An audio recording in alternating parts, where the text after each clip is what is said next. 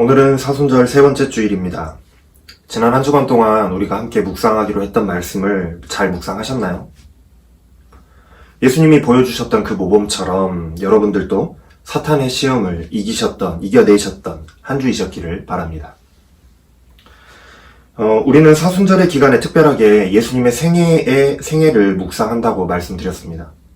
그래서 우리는 복음서의 말씀을 읽어가면서 예수님이 어떠한 삶을 사셨는지 그 발자취를 천천히 따라가게 됩니다.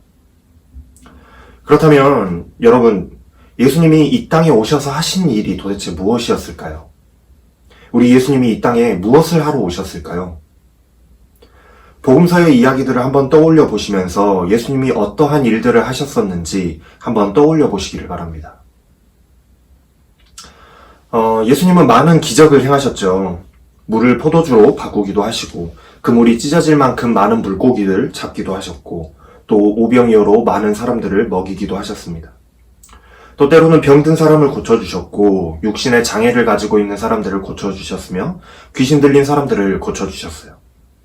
너무나도 많아서 다 열거할 수 없을 만큼 예수님께서는 많은 기적들을 행하셨습니다.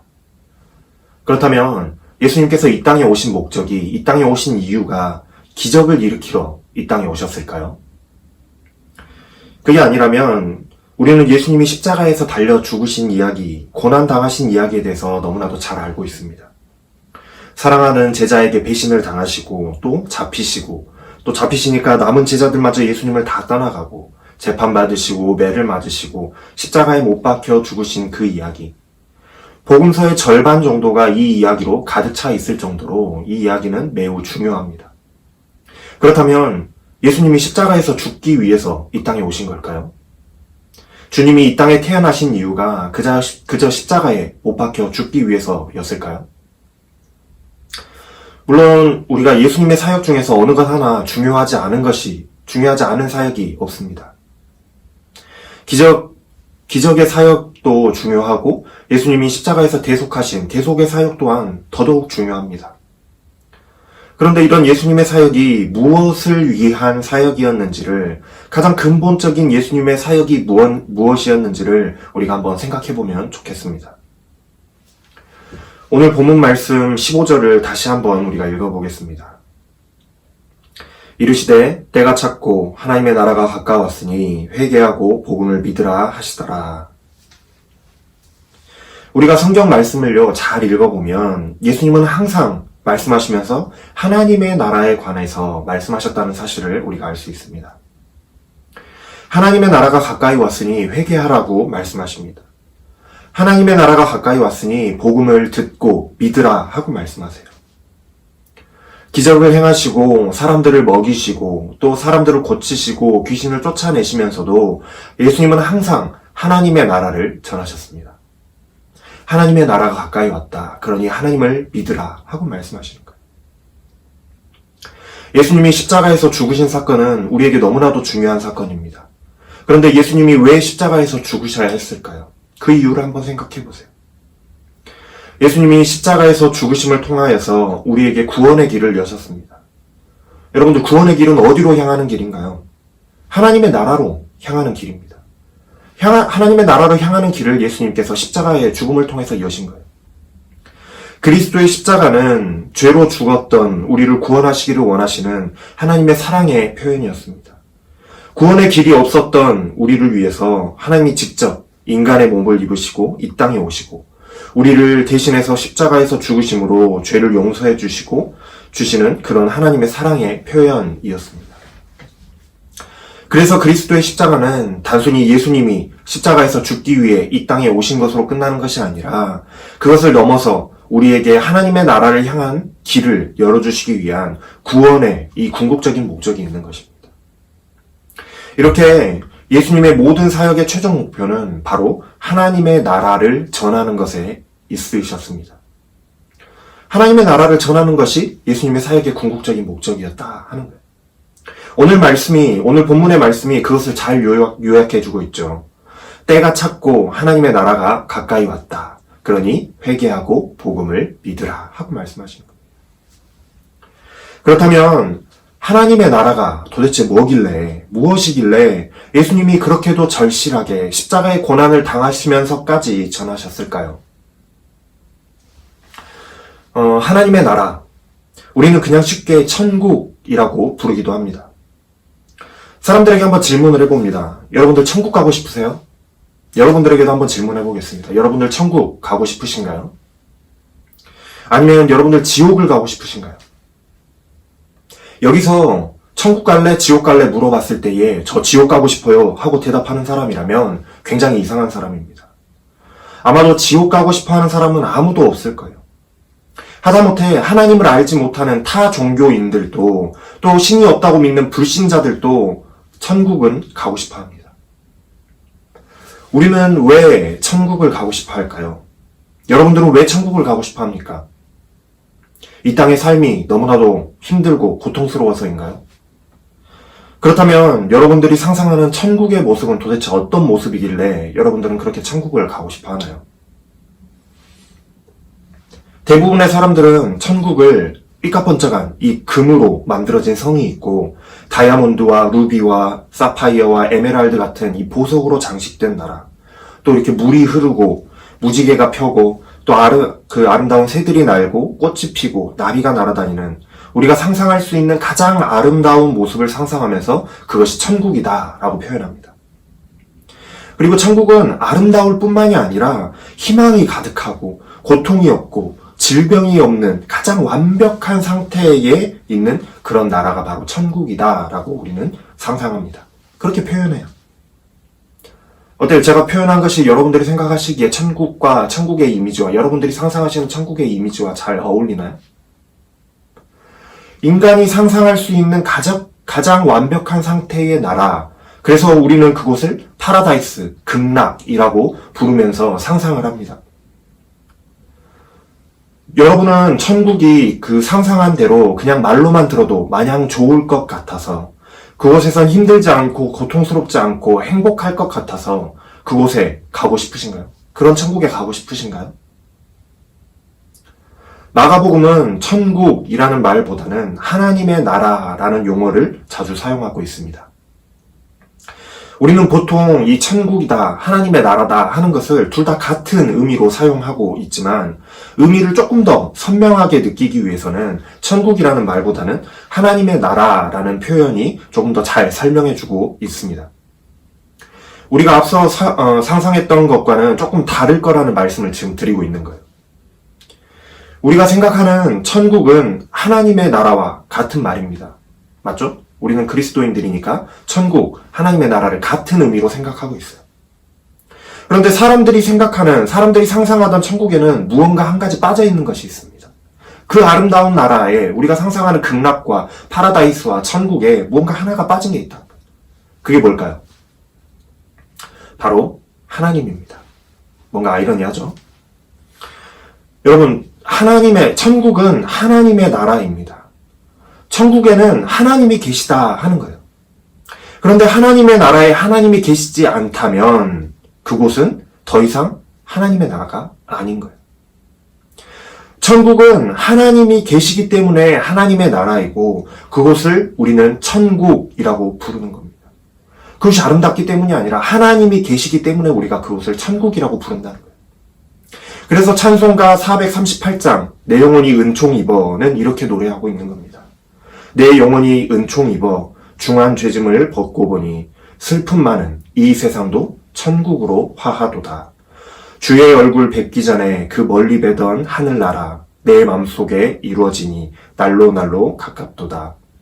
높은 산이 거친 들이 초막이나 궁궐이나 내 주 예수 모신 곳이 그 어디나 하늘나라. 할렐루야 찬양하세 내 모든 죄 사함받고 주 예수와 동행하니 그 어디나 하늘나라.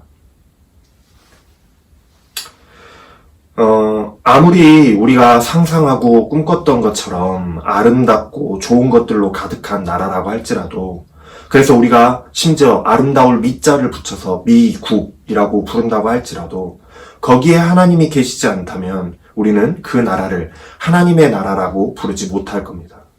그곳은 천국이 아니에요. 하나님이 계시지 않거든요.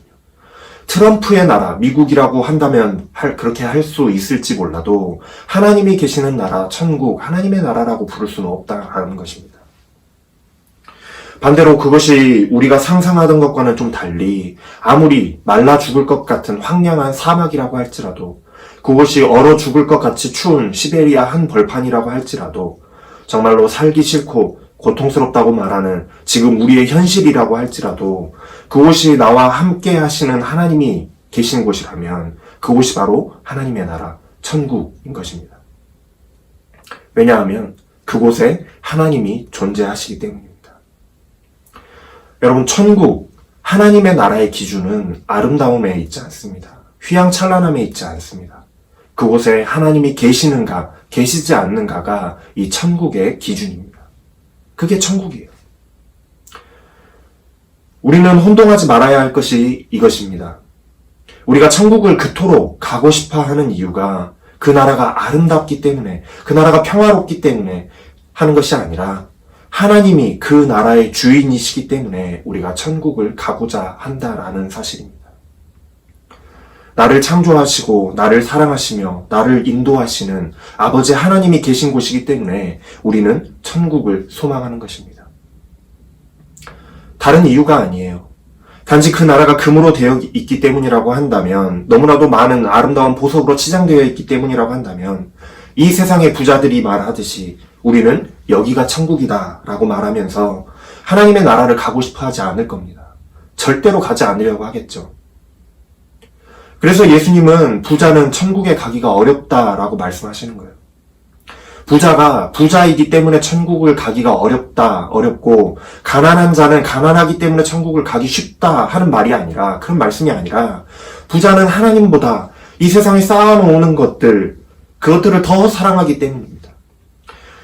부자건 가난한 사람이건 하나님을 사랑하지 않는다면 하나님이 계신 천국을 사모하지 않는다 하는 말씀을 예수님께서는 하고 계시는 겁니다. 하나님이 계신 천국을 사모하기보다 이 땅에 있는 것들을 더 사랑하기 때문에, 이곳이 천국이기 때문에 그렇습니다. 예수님은 제자들에게 또 이렇게 말씀하세요. 천국은 마치 밭에 감추어진 보화와 같아서 밭을 갈다가 그 보물을 발견하게 되면 우리가 가진 모든 것을 다 팔아서라도, 다 버려서라도 그 보물을 차지하려고 하는 것과 같이 천국은 바로 그런 것이다 라고 말씀하세요. 하나님이 계신 그 나라는 우리에게 너무나도 소중하고 귀중해서 내 모든 것을, 내가 가지고 있는 귀하다 하는 그 모든 것을 다 버려서라도, 다 팔아서라도 꼭 차지해야만 하는 것이다 하고 말씀하시는 말씀입니다. 이 말씀에서도 중요한 포인트는 내가 하나님을 더 사랑하는가, 세상의 것을 더 사랑하는가에 있습니다. 하나님은 우리를 창조하실 때에 우리가 하나님과 영원히 함께 살기를 원하셨습니다. 하나님은 우리를 그렇게 창조하셨어요. 그러나 우리는 하나님을 믿지 못하고 하나님을 의심했고 하나님의 사랑을 저버리고 하나님과 함께 살 수 없는 그 죄인의 상태가 되었습니다. 그래서 그것을 우리는 원죄라고 부른다고 말씀을 드렸어요.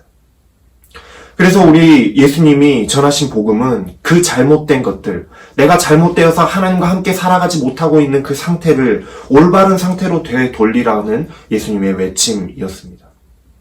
하나님의 나라가 가까이 왔다 하는 외침이 바로 그 외침이었어요. 하나님의 나라가 가까이 왔다 하는 그 외침, 하나님이 다시 한번 구원의 문을, 하나님과 함께 살아갈 수 있는 길을 열어두셨으니, 우리에게 활짝 열어두셨으니, 그러니 너희는 회개하라는 겁니다. 하나님께 돌아오라는 겁니다. 하나님의 복음을 듣고 믿으라는 겁니다. 그래서 하나님의 나라의 백성의 신분을 다시 회복하라고 초대하고 계시는 예수님의 외침이셨습니다.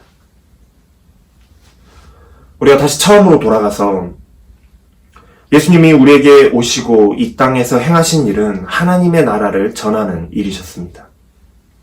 예수님이 하나님의 나라를 전하셨다 하는 것은 새로운 국민을 모집하는 것이 아니라 하나님이 너희를 아직도 여전히 사랑하고 계시고 아직도 너희를 찾고 계셔서 너희가 하루빨리 회개하고 돌아오기를 기다리고 계신다. 하나님은 너희를 버리지 않으셨다. 그러니 회개하고 하나님의 사랑을 믿어서 돌아오라고 회복을 말씀하시는 말씀인 겁니다. 바로 변치 않으시는 하나님의 사랑을 전하고 계시는 거예요. 사랑하는 형제 자매 여러분, 이제 우리는 예수님의 이 부르심에 응답해야 합니다. 이제 우리는 이 복음을 들었으니 스스로 믿음으로 결단해야 합니다. 내가 하나님을 사랑한다고 고백하고 하나님을 위해 내가 사랑하고 좋아하는 것들을 버리고 하나님의 나라를 차지하기로 결단해야 합니다. 여러분, 우리는 어느 때가 좋은지 알 수 없습니다.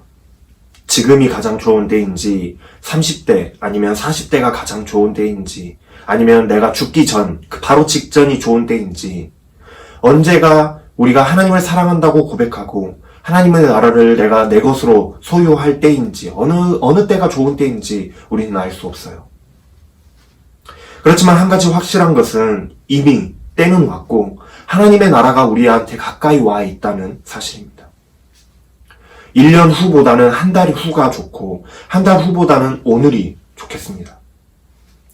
우리 모두가 하루빨리 하나님 앞에서 내가 죄인임을 회개하고 하나님의 사랑, 하나님의 복음을 믿으며 하나님의 나라를 나의 것으로 소유할 수 있는 그리스도인들이 다 되기를 바랍니다.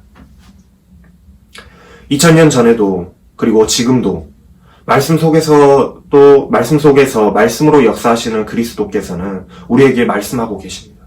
때가 찼고 하나님의 나라가 가까이 왔으니 회개하고 복음을 믿으라 하고 말씀하시는 거예요. 한 주간 또 우리가 함께 같은 말씀으로 묵상을 할 텐데 예수님께서 그토록 간절하게 우리에게 전하고자 하셨던 이 복음의 선포를 우리 함께 각 깊이 묵상하면 좋겠습니다. 때가 찼고 하나님의 나라가 가까이 왔으니 회개하고 복음을 믿으라. 마가복음 1장 15절 말씀입니다. 하나님의 부르심에 응답하여서 우리 모두가 다 믿기로 결단하고 하나님의 나라의 백성의 신분을 회복하는 귀한 변화가 일어나는 한 주간의 우리의 삶이 되시기를 바랍니다. 기도하겠습니다. 사랑의 하나님, 사순절 세 번째 주일에 주님의 발자취를 묵상해 봅니다.